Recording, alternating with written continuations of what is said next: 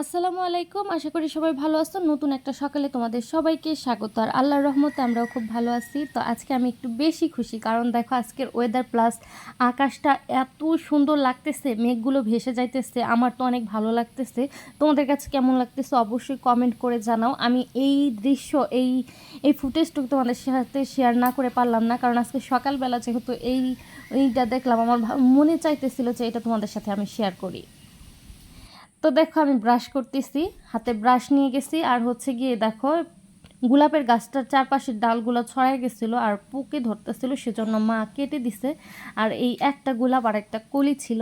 তো এই যে এখন আমি ব্রাশ করা শুরু করব। ব্রাশ নিয়ে তো আগে বের হয়ে গেছি, তো ভাবলাম তোমাদের সাথে একটু আমার গোলাপ গাছের কি অবস্থা তোমাদের সাথে শেয়ার করি। আর দেখো আকাশটার দিকে আমি বারবার তাকাইতেছিলাম, আমার এত ভালো লাগতেছিল তা বলার মতো না, মানে অনেক ভালো লাগতেছিল। আল্লাহর কত লীলা না, কত সুন্দর করে কত কিছু তৈরি করছে আল্লাহ।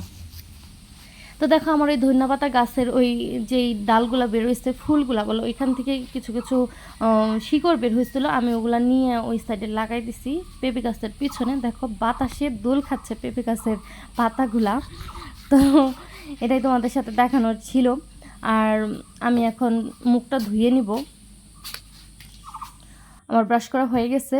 এই দেখো এই সাইডে হচ্ছে আমি একটা আগলা চুলা বানানোর জন্য এখানে আগলা চুলার মাটি বসায় দিচ্ছি, আর প্লাস এখানে আমার অ্যালোভেরা গাছটা আছে। তো এই দুইটাকে এখন রোদে দেওয়া লাগবে, কারণ রোদে দিলে গাছের ওইখানে পানি জমছিল, মাটিগুলো ভিজা ভিজা একটু টানবে, আর চুলাটাও একটু কেদাগুলো অনেক মানে ছিল, নরম ছিল, এটাও একটু টানবে। তো ব্রাশটা আমি রেখে দিলাম ব্রাশের জায়গায়। তো দেখো লুকিং গ্লাসে আমি তোমাদেরকে আমাকে একটু দেখাইতেছি। তো আমি অনেকটা মোটা হয়ে গেছি, তো সবাই বলে আমি নাকি গোল হয়ে গেছি, সেজন্য তোমাদের সাথে একটু শেয়ার করলাম তোমাদের এই গোল আপুকে। তো এখন আমি নাস্তা করব। তো মুখ ধুয়ে চলে আসছি, এখন সকালের নাস্তাটা করব।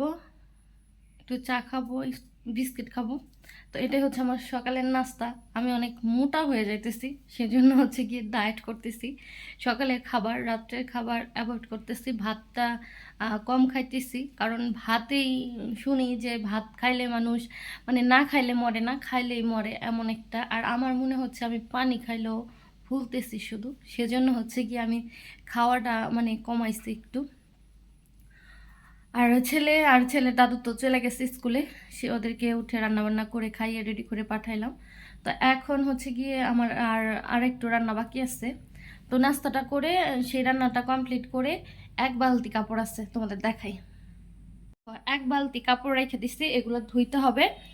তারপর হচ্ছে গিয়ে ঘর তো সুরে মুছে পরিষ্কার করে রেডি করে নেব, কারণ আজকে আমার মনে হচ্ছে আগেই রান্নাবান্নার কাজ শেষ হয়ে গেছে মানে অলরেডি। চুলায় শুধু ডাল আছে, ডালটা হইলেই হয়ে যায়। আর ভাবতেছি যে বিস্কিট খাবো না, রুটি দিয়ে খাবো। তো রুটি আর চা নিয়ে আসি, দেখতে থাকো। তো এই যে এখানে আমার নাস্তা আমি নিয়ে চলে আসছি। এখানে হচ্ছে দুধ চা আর হচ্ছে গিয়ে পরোটা।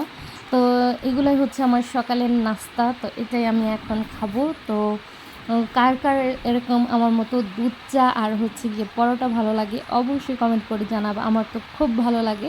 তো আজকের ভিডিওটা এই পর্যন্ত, ভালো লাগলে অবশ্যই লাইক কমেন্ট শেয়ার করবা।